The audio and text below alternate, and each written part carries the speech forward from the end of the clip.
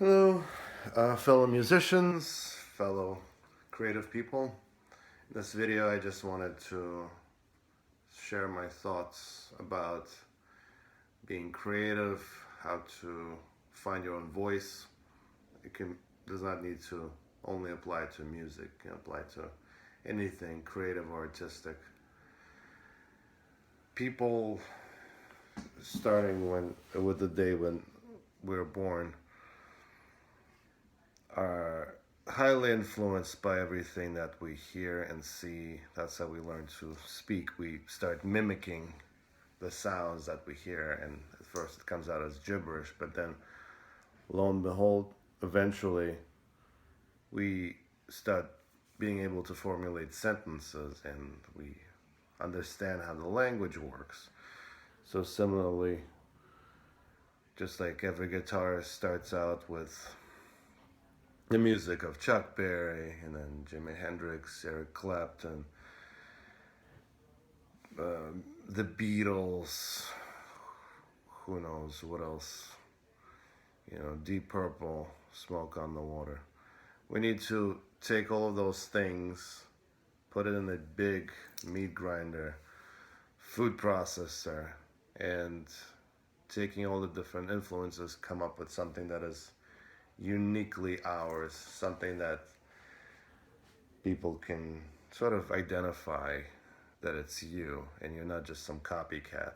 A lot of people struggle with not being this kind of rubber stamped musician, and I personally feel that while it's good to be a versatile musician, just look at all the famous, highly influenced guitarists, for example.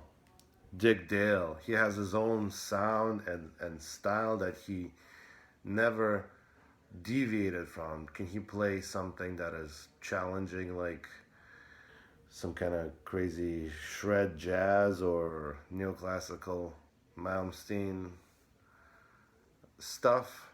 Probably not. I would say not. But he has his own voice, his own sound that is just immediately from the first note that you can tell that it's Dick Dale and not somebody else like Eric Johnson. And so it's important to.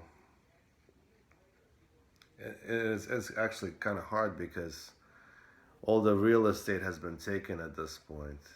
A lot of things have been discovered. So it's a challenge to find your own voice.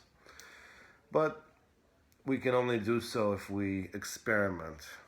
If we I'm a big fan, for example, of happy accidents.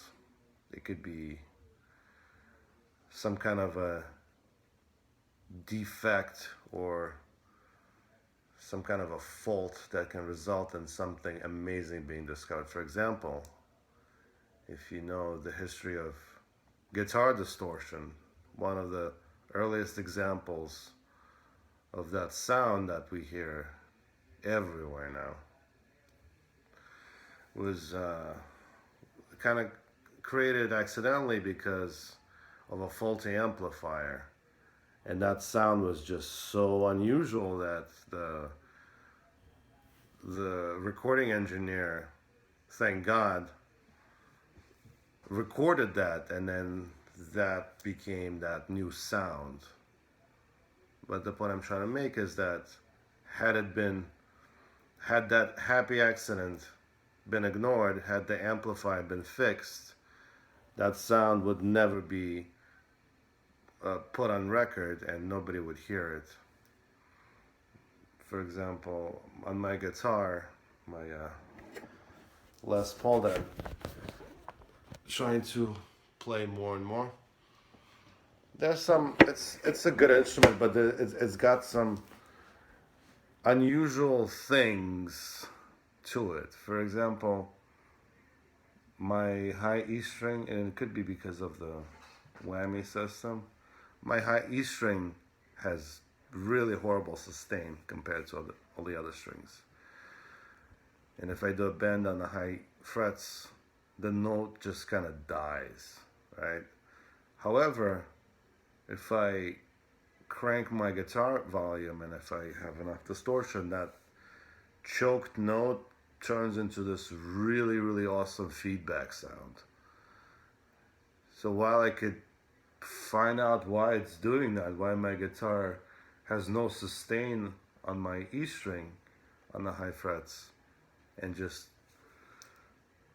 fix my guitar to not do that, I actually left it the way it is and I can use it creatively.